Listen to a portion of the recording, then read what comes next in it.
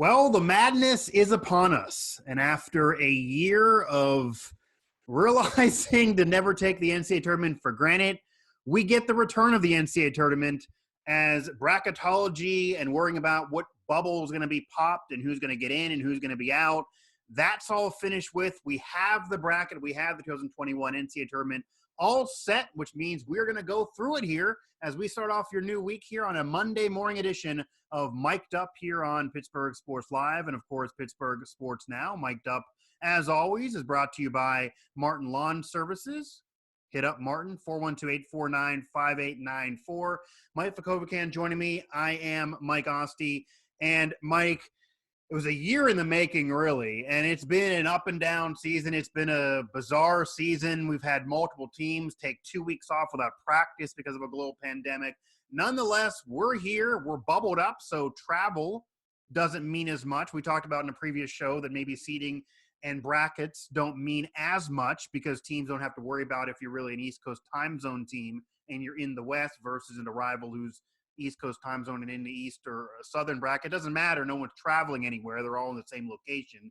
But just off the top here, before we get into our picks, and we're also going to touch on some other news of the weekend in terms of the NFL offseason, which will pop right around the March Madness season here this week as well. And it's not just madness here in March because of the NCAA tournament in college basketball, also the NFL always owning the headlines.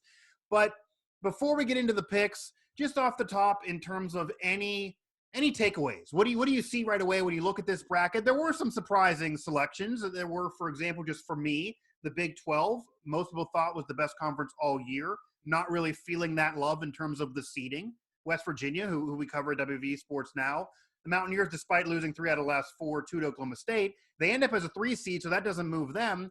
But you're seeing Oklahoma, Kansas, a lot of those teams kind of further down in the seeding than maybe they would have liked. And the Big 10, who was a top heavy, but maybe not as deep with 2 number 1 seeds. And then you're kind of seeing some blue bloods not there that we talked about before. They end up not being there in the good and bad for that of the NCAA tournament. But any major takeaways for you right now? Well, before I get into that, I think it's the NCAA and the kids, coaches, refs, everybody involved needs a lot of credit for getting this to happen. Yeah. We hear about isolated incidents where programs, if you look at the whole,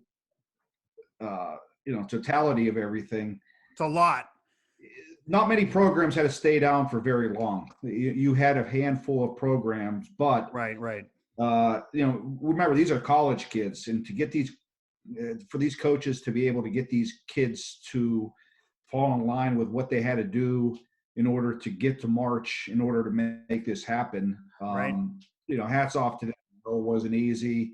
Hopefully next year is going to be better and they're going to be more, normal. But most of these programs had full resumes. They all played 20 plus games. I think the majority of teams played 24 to 25 games. That's enough of a resume in order to show. Yeah. And to be honest, most of those non-conference games are garbage anyways. Yeah. And it didn't end up having the issue with college football. Right. Yeah. They played the games that mattered, what you needed to see. Maybe they weren't fully tested going into that, but it was the same for both teams. So it is what it is. As far as my takes from the bracket, the biggest thing I see is how even, aside from those 2 programs that stand out that everyone believes, Gonzaga and Baylor, are going to be really tough to beat. I find this to be as competitive and even matches through the first 2 rounds as I've seen in a long time. Mm-hmm. Just a couple Sweet 16 games that you could circle here. These are like Elite 8 final. Michigan, Florida State, Texas, Alabama, West Virginia, Houston, Illinois, Tennessee, and Arkansas, Ohio State. Those are really good matchups, and those are just Sweet 16. So I think it's going to be a really competitive tournament. Unfortunately, my advice for people filling out the brackets this year is I'm taking all the top seeds, man. Normally I'm a guy like to gamble and try to pick some upsets, but I see a lot of going with chalk. I could see some chalk moving forward. There's definitely going to be some tough games and some opportunities for upsets, but a lot of Chalk City probably. Yeah. Certainly, I think it'd be a major surprise if a team like Gonzaga, especially with who you see in their bracket, some teams that have had down years, some other good teams, but not playing as tough as schedules. Granted, Gonzaga's schedule, of course, isn't the toughest in the world in terms of those major thoroughbreds, but it would be a major surprise if Gonzaga did not at least get to the Elite Eight, I'd imagine. You mentioned Baylor, Illinois, and Michigan, the other number one seeds, and kind of rounding things out for the Big Ten. Maybe they're more vulnerable, I certainly think would be the case, but jumping up there towards being red hot at the end of the season. But yeah, this is going to be an interesting tournament because you're not going to have as many teams that are normally looking for an upset like in past years that are entering this red hot. Some are, but most of the conference tournaments either had teams having to leave because of COVID, Virginia, Duke, etc., or nothing major catastrophic happened. Yeah, Alabama, Illinois. There were some. Morehead State, West Virginia's opponent, did pick up an upset win there in that championship game, but it wasn't anything crazy. The conference tournaments didn't get the cachet as, say, in years past, like Kemba Walker or any major moments there. Well, I think but it's all getting here to this point. Yeah, I think one thing, Mike, the best storyline is I don't see them going very far, but it was pretty cool to see Patrick Ewing taking Georgetown. Yeah, that is. Yeah, I think that's the biggest story going in. It's pretty ironic.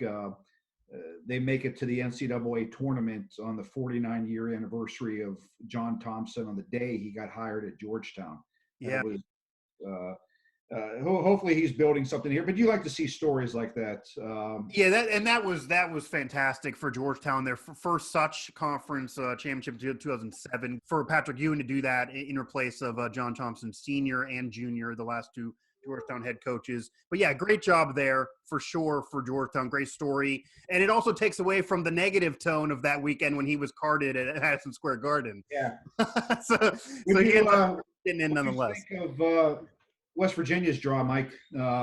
Number 3 seed. You and I were talking on Friday about where they would be. We were guessing between 3 and 4. I was leaning toward 4 because of the strength of the upper half of the bracket. But I guess the tournament committee gave West Virginia props for the volume of competition from start to finish and for some quality wins. Before we get into individual brackets, East, West, South, and Midwest, do you like West Virginia's draw? It's not going to be an easy draw, but I do think West Virginia got to be pleasantly surprised to still be a number 3 seed. It's almost funny because as much as the conversation this past week, out of all the major teams and major contenders, West Virginia is certainly entering the tournament the sluggish after having such a hot start for a while a month ago, winning 3 out of 4 against that gauntlet of a schedule. But now they have lost 3 out of their last 4, including 2 to Oklahoma State, losing in the first round of the conference tournament to get into this NCAA tournament. So they're coming in crawling into the field. However, they were a 3. It's almost funny, Mike, because everyone was saying, oh, the Mountaineers are doing it again. They're ruining a year. Oh, woe is WVU. But prior to those 4 games, they were projected as a 3 seed. And the conversation is, could they increase it to a 2? The schedule was maybe going to be rough. Certainly they didn't win enough, so that was going to hurt them.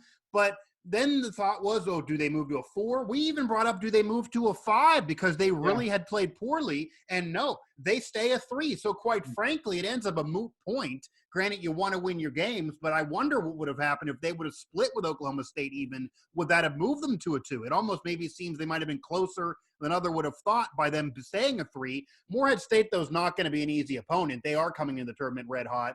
I do think they'll win that game. But they got to be fortunate to still be a 3 seed. And there's a big difference in terms of your path all the way through from a 3 to a 4 to a 5, certainly. So WVU getting a break, but not every other Big 12 team got a break. But so kind of surprising. They had a really bad couple weeks, certainly losing in the first round of a conference tournament that does not even have Kansas in it was not good. But they end up as a 3 seed nonetheless. The only way that I could have the only 2 I think the most vulnerable seed we were talking, you just mentioned the 2 seed there. I think the only way that they could have gotten a 2 seed was winning the Big 12 tournament, and they could have possibly taken Ohio State off the 2 line, because I think Houston Yeah. Alabama and Iowa were pretty much locked in as 2s from what they've done all season. I think the only one that may have moved up a little bit was for their late season play was Ohio State. So I think by them making a 3 seed, it tells me that they were pretty firmly entrenched there. Yeah, and that's interesting because I don't know if everyone thought that. It also does tell me that the strength of schedule is a factor because we're going to potentially see that matchup with the conversation being all year, West Virginia and Houston fighting for that 2 seed. West Virginia's schedule way tougher than Houston. Well, they might be able to get to play that on the court finally. But yeah, clearly the schedule had to play a factor because West Virginia's overall schedule brutal, but they have lost a lot of games, but still they end up as a 3 seed nonetheless. Mic'd up here, Mike Vukovcan, Mike Asti, Monday morning as we roll now through our brackets. Make sure you write these down, take them to the casinos. Yeah. This is gold right here. Go to Rivers. Tell them. Tell them you heard of. Got it from Pittsburgh Sports Live, Pittsburgh Sports Now. We'll get Rivers on board as a. Yeah, it absolutely would make sense. Well, let's start. What bracket do you want to start in? You have a preference here? Yeah, let's just start at the top, Gonzaga. Okay, yeah. So West, you got Gonzaga rolling through, I'd imagine. Yeah, the only real upset I have, there is. Actually, I don't really have an upset.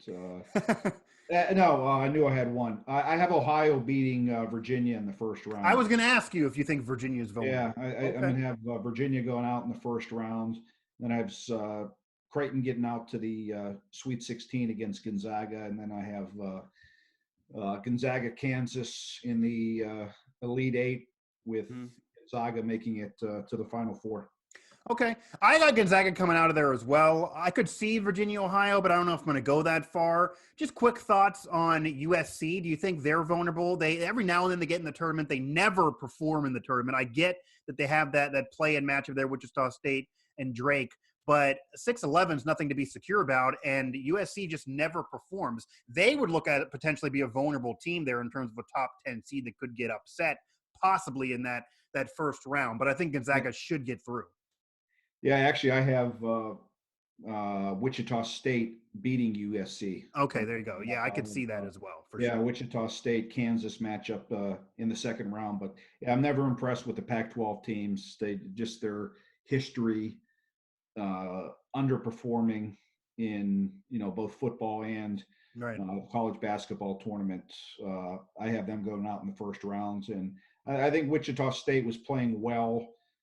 They hit a speed bump in the tournament, but I have, it's funny, I missed that one too, but I have Wichita State and Ohio as my 2 first round upsets in the West. And that would be interesting because that certainly could make the field weaker even by seeding all the way through, but that's very, very possible. And yeah, I would say in at least the last 10 to 15 years, really since the USC Reggie Bush dynasty and even longer, for college basketball, it's certainly been a weak showing by the Pac-12. Going down to the East, though, Michigan, the top seed, teams that maybe look solid there. Certainly Florida State's had a better year than normal. They've been a pretty under-the-radar top 4 seed this year. Texas 3, and we saw what they did in the Big 12 tournament.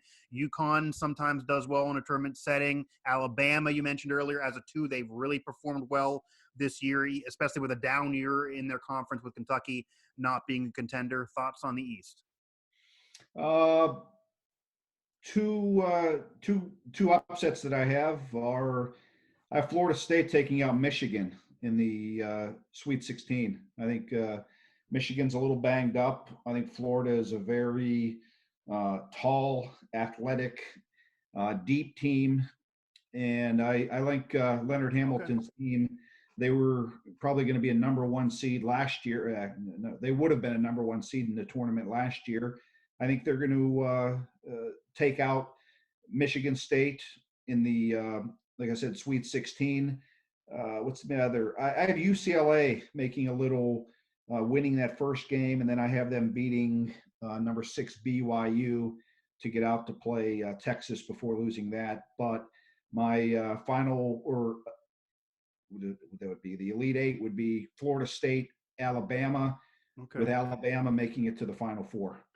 Okay, well, that's not all chalk then. You're getting a little off of the chalk there in that bracket for sure, especially with Michigan losing earlier than they would have thought with how great their season has been so far. Definitely would be an upset.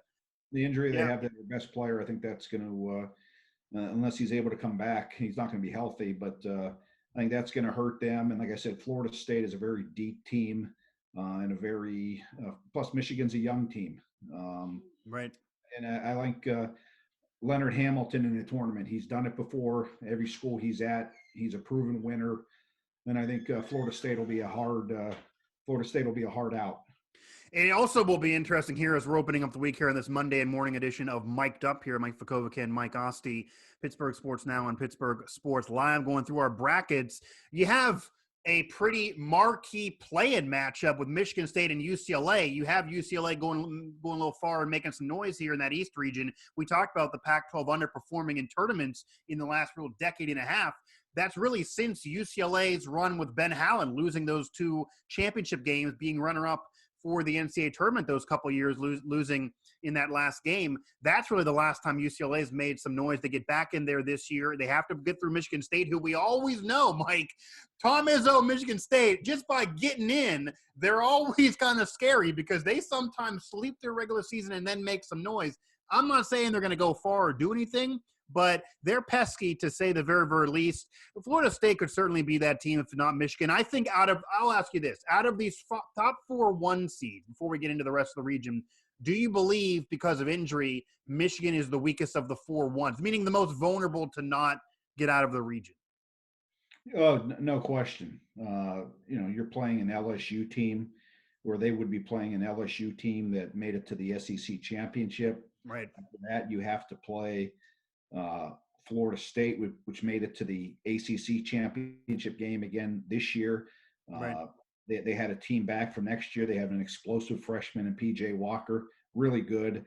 And Alabama is not everyone's, but there few people have mentioned them as a team that they're a sexy pick. Yeah. Oh yeah, Nate Oates. He has a team that can just fill it up from 3. They're going to be a problem in the SEC for a while as long as he's there.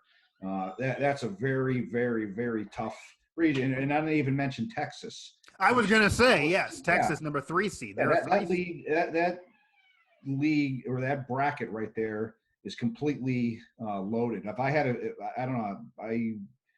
that might be my toughest. If you're looking at toughest regions, that would probably be my pick as the as 1 through 16. I think they have you have at least 6 teams that I could see making it to the Elite 8.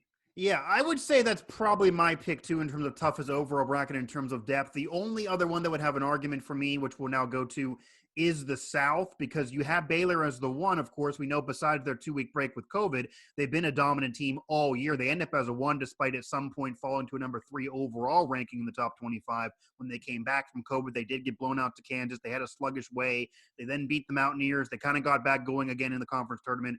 They are a 1, but you look also in the South, you have Ohio State as a 2. You have Villanova, who, they didn't have as great of a year as past years. They're not necessarily a favorite to win the title, but they're still a top 5 seed. They're still Villanova. They have that experience.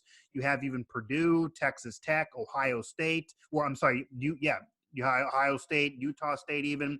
That's not that easy of a bracket either. Arkansas, even a quality team. Florida, a quality team. Virginia Tech, that kind of rounds things out. What are your thoughts for the South? Are you staying chalk? You got off the chalk in the East. You went chalk west. What about the South now? I have a rather, I guess it would be a pretty big upset. I see Villanova going out in the first round. Okay. That would definitely be one, at least for what they've done in the tournament the last 5 years, for sure. Yeah, I'm going to go 2, actually, in that first round. I got Villanova losing in the first round to Winthrop. And then I'm also going to go with Utah State to pull an upset over Texas Tech, number 6. I'm going to go 11 over number 6 there. But as far as the rest goes, I'm going to go Baylor and Arkansas. I guess I'm not so chalk as I'm saying. I have Arkansas beating Ohio State in the Sweet 16, and with Arkansas playing Baylor in the Elite 8, Baylor making it out to the Final Four. Okay. I'm really tempted to be heavy on Ohio State in this bracket. I mean, it's hard to knock off Baylor. I do think Baylor is going to get picked off. I don't think they're coming out of this for some reason, even watching them a lot this year. Very, very, very good team, but they've dealt with a lot. I think they maybe just might be tired out more than any other team, what they dealt with the last couple months. Texas Tech, you mentioned, being upset vulnerable. I definitely agree with you there. I don't know if I'm going to have them lose that game, but I definitely think they're not going to go far. Watching them a lot this year as well, they haven't really ever impressed me. I mean, they've had wins, but it's been late in games. Then they have lost late in games. They're probably going to give their fans heart attacks through this, but they probably could lose any of these games. Maybe they'll make a surprise run all the way through. Villanova certainly just scary off the brand name, but they haven't had as good years as the past. They're dealing with I wouldn't have picked that aside from the fact that they're dealing with major injuries. Justin Moore has a sprained ankle, and their best player, Colin Gillespie, is out for the season. So I definitely wouldn't have picked that upset, and they probably wouldn't have been ranked 5 or seeded 5 if not for those injuries, especially Gillespie. When he hurt, that pretty much ruined any chance that Jay Wright's team had a chance of making any serious run in March. Yeah, it's definitely like Michigan. They're not really going with their best foot forward, but still a team that's gonna have some talent just on the floor anyway, even if not their top dog. Ohio State, for me though, I think is a team that can come out of this region. And just really hearing people who have covered the Big Ten, again, our Nittany Sports Now guy Corey Geiger, they are just such a deep team. You talk about depth with Florida State. Ohio State also a pretty deep team. I think they're a team that definitely could make some noise. I would be surprised if they lose in that first weekend, but you never know. I think they also have a pretty favorable matchup, maybe the most favorable matchup in that first round than really any of the top 4 seeds in terms of their matchup with Oral Roberts.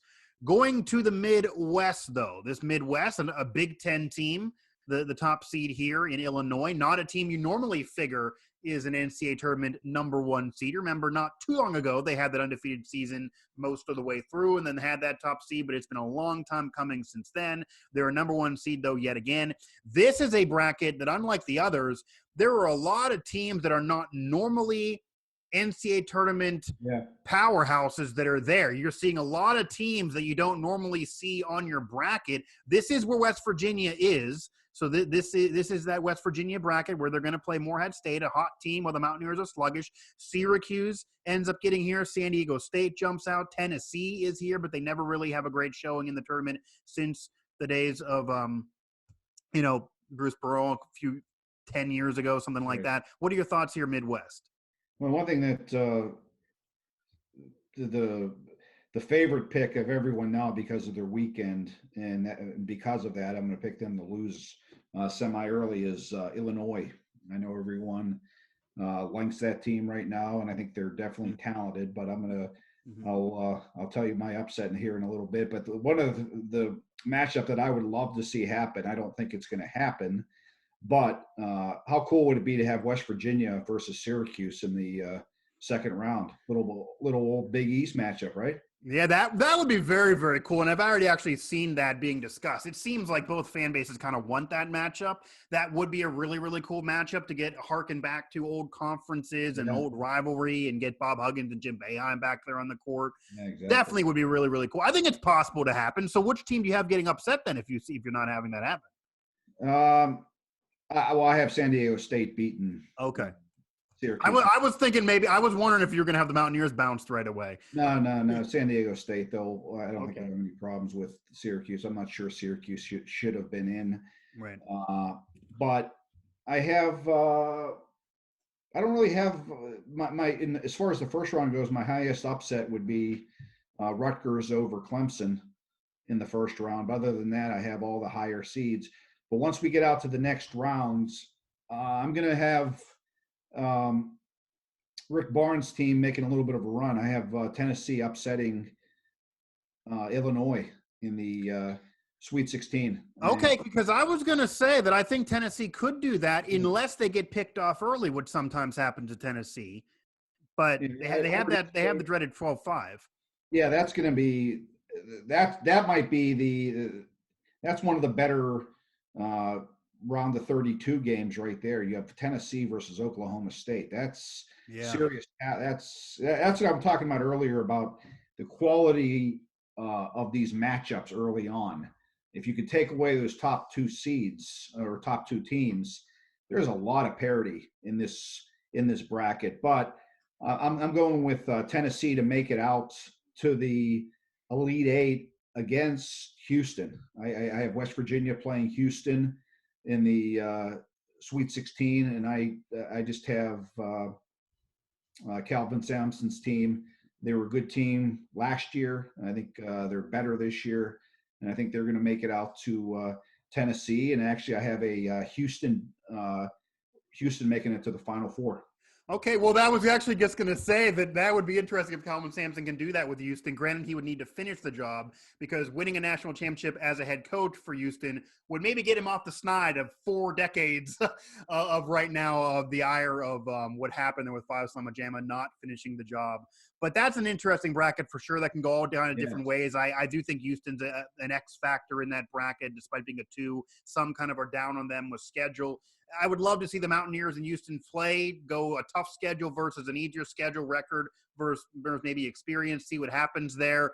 And then just kind of looking through. I mean, Illinois seems to me be a team as a number 1 seed that's just not going to get through it. I don't know whether it's Tennessee. I don't know Oklahoma State or who's going to get in there. I think at some point, most of these number 1s, except for Gonzaga, are probably going to be tripped up. I think the Mountaineers Sweet 16 is probably reasonable. I probably could see them losing to Houston as well. And my final takeaway, though, I will say, is I find this funny, Mike. This is just my hilarity for the brackets. It's being discussed, but maybe not getting as much fire as I think should be there because of how funny this is.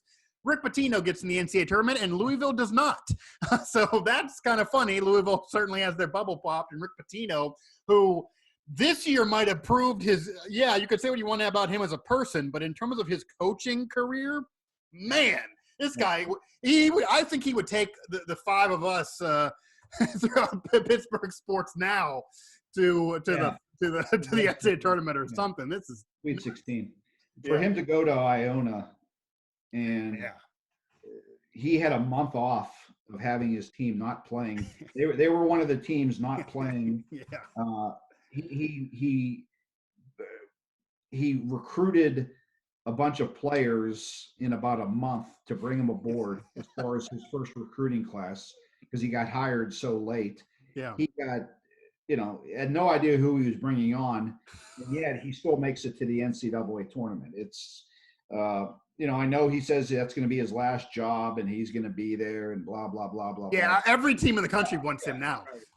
No way in hell that's happening. This is going to get him another job. I know Boston College won't do it, but he will get another major job someplace. He's not going to finish his career coaching in a school that, no matter what, he doesn't have the longevity. I know people are making, Mark Frew was able to turn Gonzaga into, what they are, but it took 20 years, really. Yeah, Pitino doesn't have that much time, and he's not going to – while he likes getting to the tournament, he likes winning games in the tournament, and he has no chance to beat Alabama or whoever he's going to play in the first round at Iona. He's always going to be a 14, 15, 16 seed, and he's not going to stand for that. So he'll get a higher job, but hats off to him. He might be a scumbag as a person, but as a coach, he's probably, in my mind, the best basketball coach ever. You could absolutely argue that. You're talking about a guy that could run for governor of a state. He won a national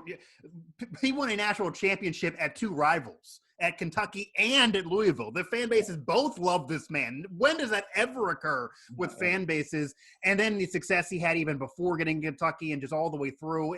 Just everything he touches turns to it at minimum the NCAA tournament, if not beyond. So him even just being there is just insane, especially this year and everything he had to deal with. And it's funny that Louisville doesn't get there because the parting of ways and that scandal, he's won it more than the Louisville program in terms of resurrecting itself at this point. So that's just a funny takeaway that I feel like needs to be talked about more because that's just be talked about. Yeah, that's just funny to me. Yeah, that'll be a good game. But in the end, my Final Four: Gonzaga versus Alabama, Baylor versus Houston, and I have going to be boring here, but I just have Gonzaga playing Baylor with Gonzaga winning it. Okay. Gonzaga winning it would be something. Obviously, everything you talked about there with Mark Few and bringing up Gonzaga, making them a 1 seed, Adam Morrison getting there as a co-player of the year contender most of that season with J.J. Redick in that magical year. They build it up. They finally get into a Final Four, so only the one. John Stockton days are long in the past that he also ushered in that program and put it on the map. But no national title yet, and everything for 30 years has been pointing to eventually getting there. They have been by far the best team all year. Hadn't lost. They do that in everything that's gone on. Yeah, their schedule's not the greatest, but might be the most impressive single campaign ever based on just. Yeah, they'll be their first national or first undefeated team. Yeah. The national championship since Bob Knight's team was in 1976. Yeah, that's what I'm saying. There's been teams that have been very, very close. Illinois, I mentioned, has been close. Memphis was close with Calipari. Gonzaga's flirted with it in the past. Some have gotten the tournament undefeated. Some lost earlier. But for them to go all the way through, that would be the first time since 76. They play more games now. Yeah, it's not a major conference team, but they did play a lot of conference opponents this year. They also played a lot of tough out-of-conference opponents this year. That's where they butter their bread is. Frew knows that for him to get, because he's never going to get the credibility with that conference schedule. He got to play out of conference. He has to play out of conference, and probably nobody, maybe Michigan State might be one of the historically, as far as teams that aren't afraid to play you in the non-conference. And Gonzaga does that. They do that every year. They've done that every year, and that's one of the reasons why they're always rewarded at the end of the year when people can set aside their, quote, weak conference schedule because of what they show in the non-conference. Yeah, and they finally realize you have to do that. Their schedule's much tougher now than it even was during Adam Morrison a decade and a half ago. West Virginia's another team with Huggins you could mention that always plays tough out-of-conference games, which maybe is why the benefit of the doubt is given that, okay, you lost a little bit, but you're still a 3 seed. It might even just be the simple credit that when you get on the phone and you put Gonzaga on a schedule that otherwise wasn't there a month earlier, yeah, you lose, but you lose by 5. They played the toughest game of the year all season to Gonzaga. That might be part of the bump. They might have said, look, I mean, they're calling Gonzaga. Nobody else wanted to play them. So maybe they stay a 3 seed despite losing. So those things do help you out. It certainly helped Gonzaga out. I have Ohio State getting out of that bracket instead of Baylor. So I have Ohio State, Gonzaga. I think I'm going to agree with you on Florida State.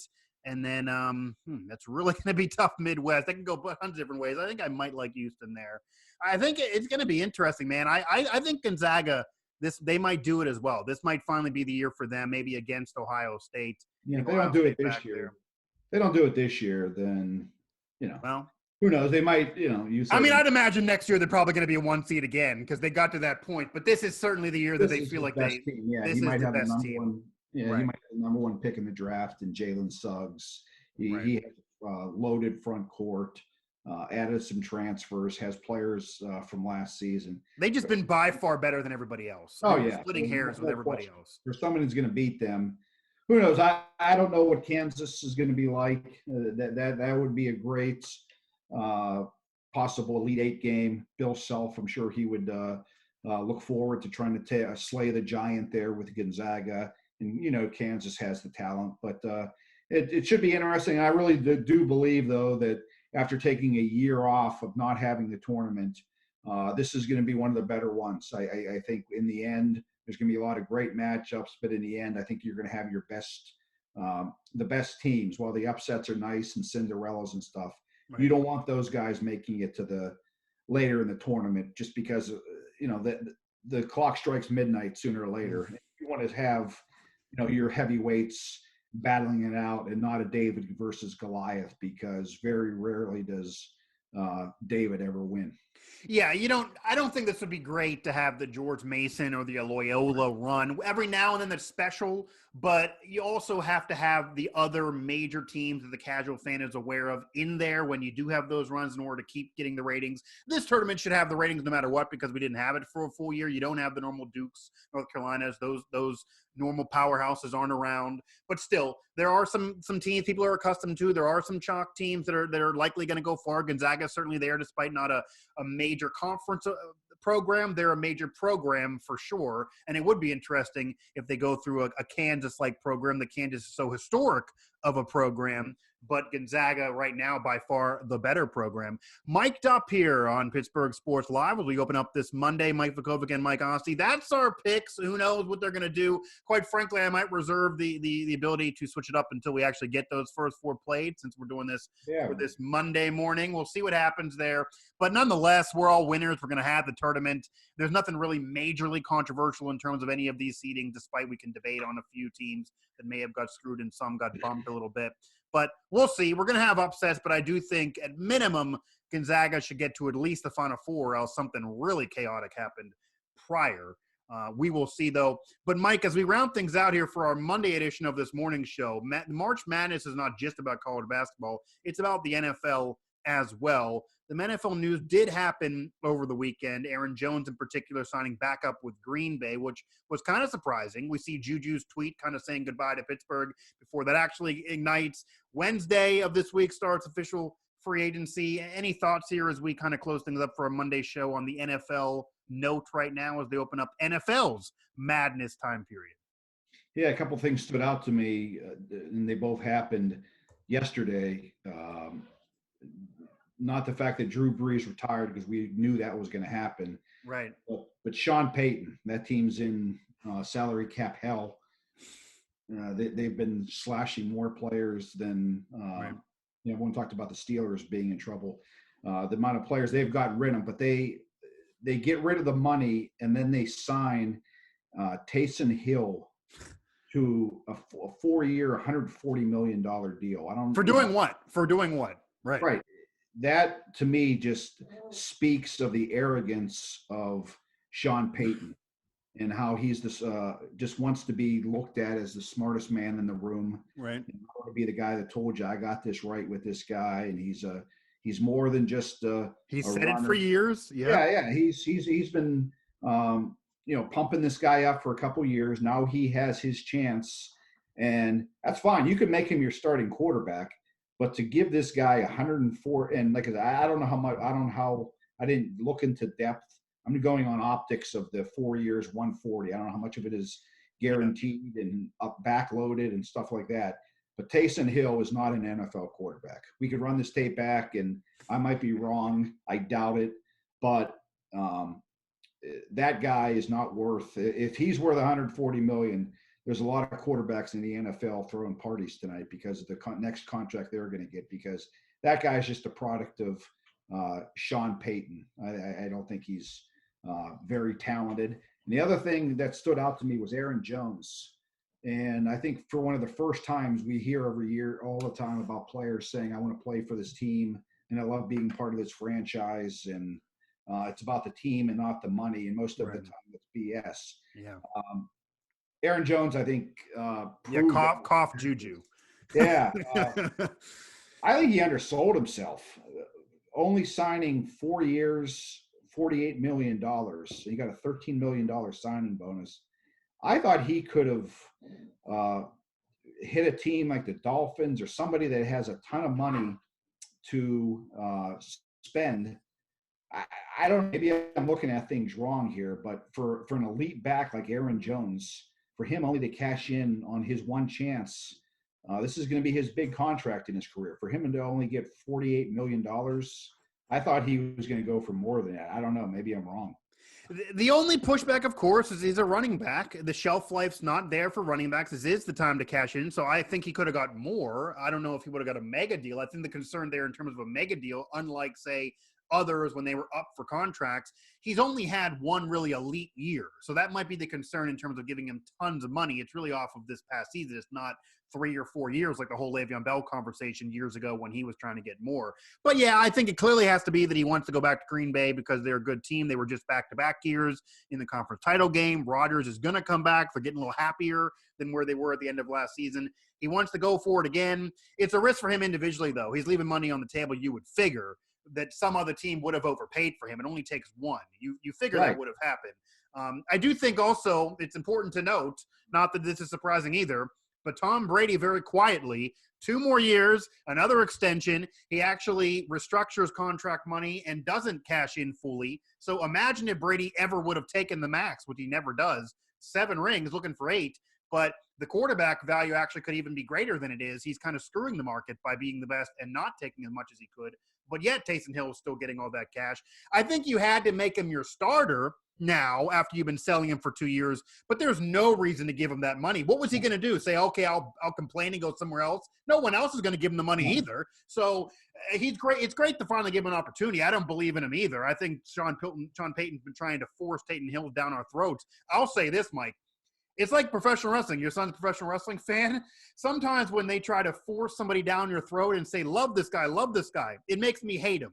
Right. I hate to say this, but I'm rooting against Taysom Hill at this point. Yeah, exactly. I'm just sick of this guy forcing him down my throat. And even with Sean Payton saying that it's going to be the reminiscent of Steve Young and Joe Montana, like, get out of here. Yeah. Based on what? So we'll see. Run, but you're not. He's going to be lining up under center. And it's a better version of Tebow, maybe. But right. I don't. Yeah. One other thing with the Packers thing, and I follow them quite a bit. With this deal, they still have 3 backs now. Aaron Jones. They took A.J. Dillon in the second round last year. Right. He's going to be their other back. I think Jamal Williams. They're not going to keep all 3 of them. They have some money issues. If I was the Steelers and they need a back, Jamal Williams they do have a lot of wear in his tires. Yeah. He's a guy that's able to catch the ball. He's a physical, hard, tough running back. I would love to have somehow the Steelers pick out Jamal Williams from the Green Bay Packers. Their backfield now is sad. There was thought that if Aaron Jones left, that it would be Williams and Dillon because they're going to go with a 2-back system again. They're not going to have 3, so that means he's up for a trade or release or whatever. I assume they're going to try to trade him to get a draft pick or something. Right. I would be all in on trying to get Jamal Williams with the Steelers. I think he would be a perfect back in this system.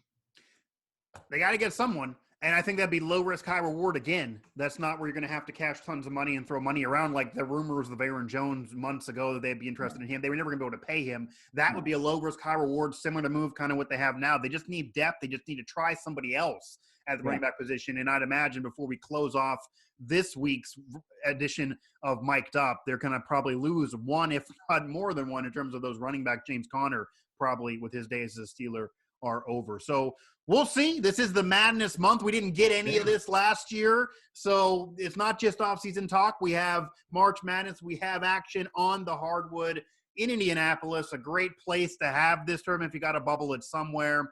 You don't have the traditional blue bloods, but you have some of them.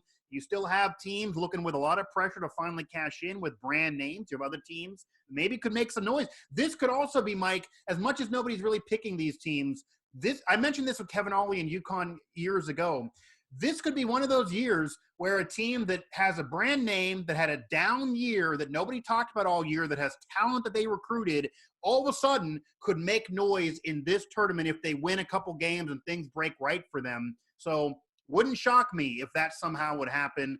We'll see again, but nonetheless, I think we're all winners that we're actually having an NCAA tournament because we learned one thing: having an NCAA tournament, no matter the circumstances, is better than not having an NCAA tournament.